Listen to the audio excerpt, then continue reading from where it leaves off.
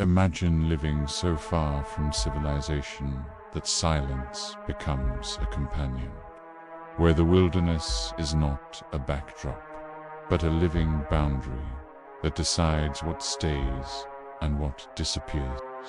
And in the late 2010s, deep within a stretch of remote forest, far removed from highways, cell towers, and emergency response times, there existed an off-grid commune known quietly among survivalist circles as a self-sustaining settlement built by people who believed modern society was fragile, unreliable, and ultimately dangerous. So they carved a life out of the land instead, relying on solar power, rainwater collection, shared labor, and strict routines that revolved around daylight and seasons rather than clocks. And for years their existence passed without incident, peaceful but disciplined, until attention slowly turned toward their nearest neighbors, a second settlement known as Riverbend, located several miles deeper into the wilderness along a winding waterway.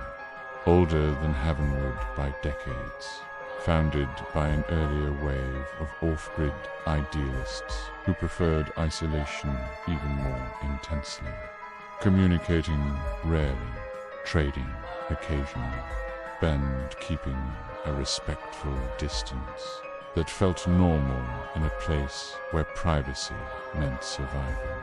And at first, nothing seemed wrong when Riverbend grew quiet, because silence was expected out here.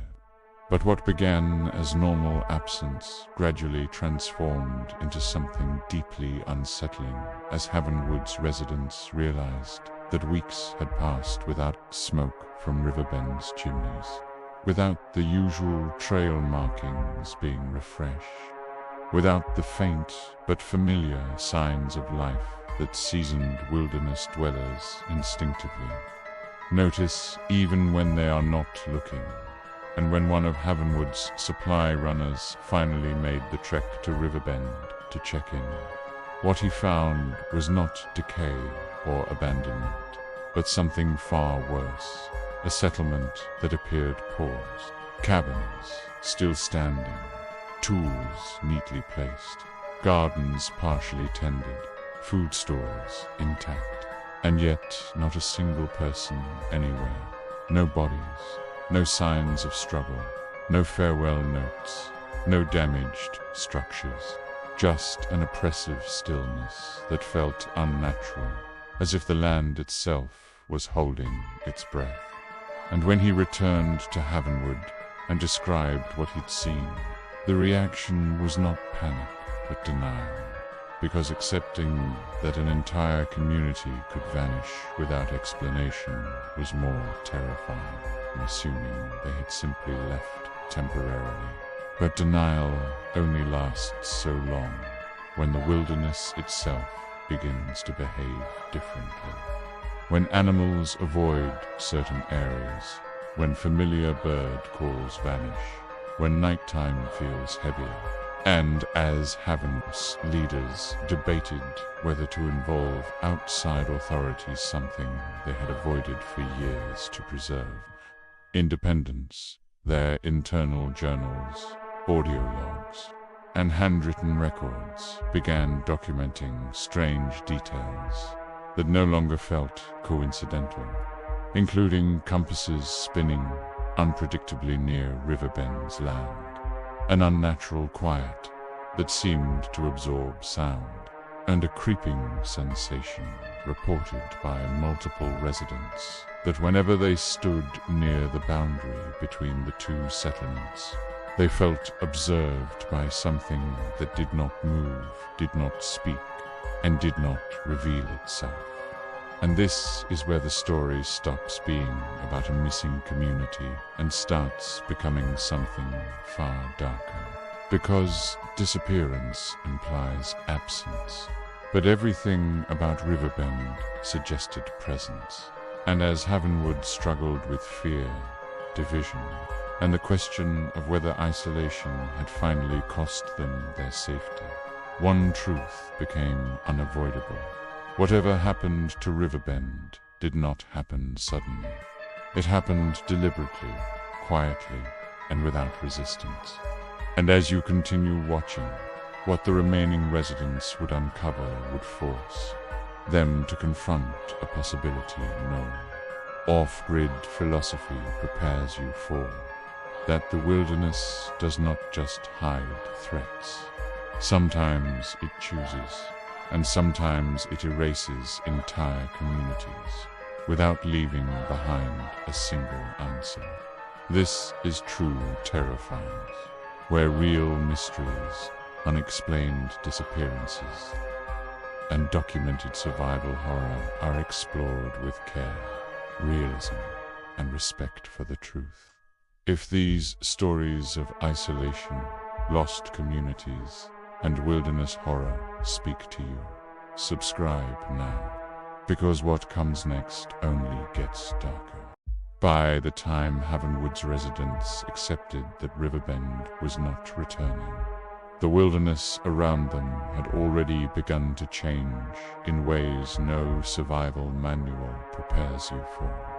Because the forest was no longer behaving like a passive environment, but like a closed system, reacting to something unseen.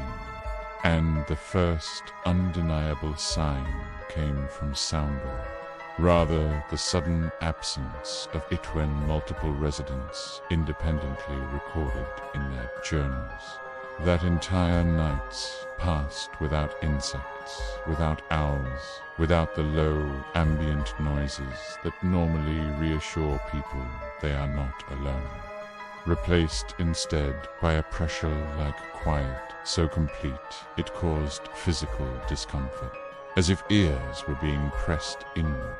And during one early morning patrol near the shared waterway, a Havenwood scout discovered something deeply unsettling left behind in one of Riverbend's cabins. A child S drawing placed carefully on a wooden table, not crumpled or abandoned, depicting crude human figures standing at the edge of the trees facing a tall, elongated shape with no facial features, drawn repeatedly across several pages, always watching, always at the tree line. And while some dismissed it as imagination frozen in time, others could not ignore the detail that the trees in the drawing were bent inward unnaturally, as though leaning toward the figures. And soon after, navigation tools began failing consistently within a specific radius of Riverbend's former settlement, with compasses rotating slowly without settling, GPS devices showing impossible loops, and even analog watches reported by 2 residents to stop working entirely while near the boundary, resuming only once they retreated. And as these anomalies mounted, Havenwood split internally into 3 factions. Those who believed Riverbend chose secrecy and left deliberately. Those who suspected environmental factors like gas pockets or electromagnetic interference. And a third group that refused to articulate their fear aloud but began stockpiling supplies and reinforcing cabins at night. Because fear does not require belief to operate. And when Havenwood attempted to document the site more thoroughly using cameras, audio recorders, and trail markers, the footage returned unusable in ways that defied normal malfunction. Audio files filled with static, punctuated by rhythmic, low-frequency pulses. Video footage showing time jumps of several minutes without corruption markers. And trail markers inexplicably relocated or removed, despite no signs of animals or weather disturbance. And one particularly chilling account came from a former Havenwood member who later left the Commune and agreed to speak anonymously, describing how, during a night watch, he observed lights flickering deep within riverbends, abandoned zone, not campfires, not flashlights, but dull, stationary glows that appeared between trees and vanished when approached, followed by a sensation of being mentally pressured to turn back. A feeling not of fear, but of instruction. And as leadership debated evacuation versus investigation, satellite imagery there, publicly accessible or reconstructed for analysis, revealed subtle land disturbances around Riverbend that had not existed before. Long, shallow depressions, inconsistent with natural erosion, forming irregular patterns radiating outward.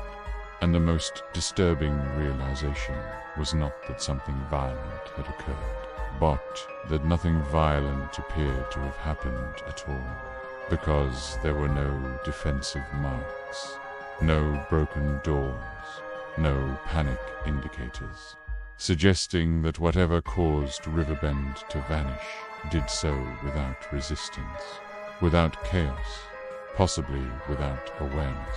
And as Havenwood's internal communications grew strained and sleep deprivation set in, one phrase began appearing repeatedly in separate logs written by people who had not spoken to one another. It feels like the forest is fuller than before, and that sentence alone captured the creeping terror settling over the Commune, because fullness implies presence, not emptiness. And as Havenwood prepared for a decision that would determine whether they stayed fled or uncovered something no one else was meant to find, the silence around Riverbend deepened, thickened, and for the first time since the disappearance, something changed. Something subtle but unmistakable, because the woods did not just watch anymore. They began responding. The final days of Havenwood were not marked by panic or chaos, but by a disturbing calm that settled over the Commune like a decision already made. Because after weeks of failed investigation and worsening anomalies, the forest no longer felt external, it felt integrated, as if the boundaries between the settlement and the wilderness had dissolved. And residents reported waking at night with a sensation that the trees had shifted closer, not physically measurable, but unmistakable in presence, with familiar paths subtly narrowing, clearings feeling smaller, and the horizon line becoming harder to define. And when Havenwood leadership finally voted to evacuate, they discovered something deeply wrong.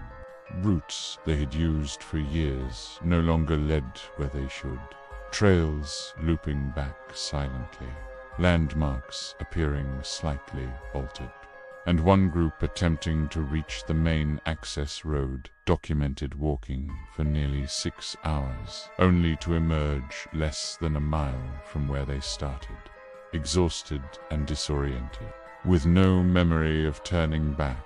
And it was during this period that the last confirmed written record was created, a communal log entry, noting that communication devices were no longer functioning reliably, that animal life had returned but behaved unnaturally still, watching without fleeing, and that several residents described the same recurring dream despite sleeping in different cabins.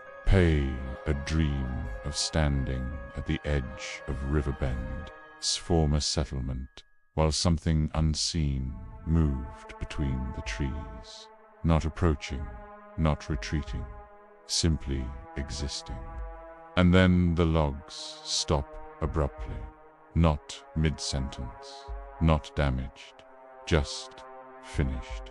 And when authorities were eventually alerted months later by a former member who had left early, search teams found Havenwood partially intact, supplies untouched, doors unforced, meals abandoned as if paused mid-routine, with no signs of struggle or evacuation, and most unsettling of all, new footpaths worn into the soil, leading away from cabins, not outward toward escape routes, but inward toward the forest's densest regions, paths that did not exist on any prior maps.